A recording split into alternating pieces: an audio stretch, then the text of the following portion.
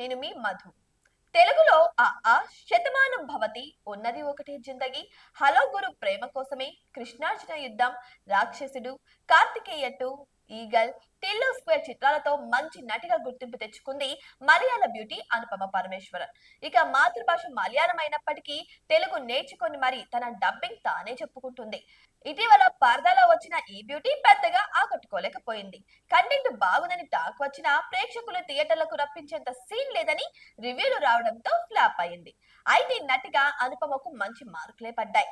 సినిమాల్లో ఎంతో పద్ధతిగా కనిపించే అనుపమ టిల్లు స్క్వేర్ లో మాత్రం హద్దులు చెరిపేసుకొని లిప్ లాక్లు, రొమాన్స్ సన్నివేశాల్లో రెచ్చిపోయింది.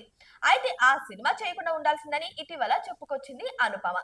ఇక ప్రస్తుతం బెల్లంకొండ సాయి శ్రీనివాస్ కి జంటగా కిష్కింధపురిలో నటించింది ఈ బ్యూటీ. ఈ చిత్రం సెప్టెంబర్ 12న రిలీజ్ కానున్న నేపథ్యంలో ప్రమోషన్ లో పాల్గొంటుంది అనుపమ. ఈ నేపథ్యంలోనే తన కెరీర్ కి సంబంధించి ఎన్నో విషయాలు వెల్లడించింది. గతంలో తనకు ఓ పెద్ద హీరో సినిమాలో ఛాన్స్ వచ్చిందని, కానీ దురదృష్టవశాత్తు ఆ ఛాన్స్ కోల్పోయానని తెలిపింది. అంతేకాదు, తన పట్ల మీడియా ప్రవర్తించిన తీరును గుర్తుకు తెచ్చుకొని ఆవేదనకు గురైపోయింది. ఇక రంగస్థలం సినిమాలో హీరోయిన్ గా సమంత కంటే ముందు నన్నే అనుకున్నారు. ఈ విషయాన్ని సుకుమార్ కూడా బహిరంగంగా చెప్పారు.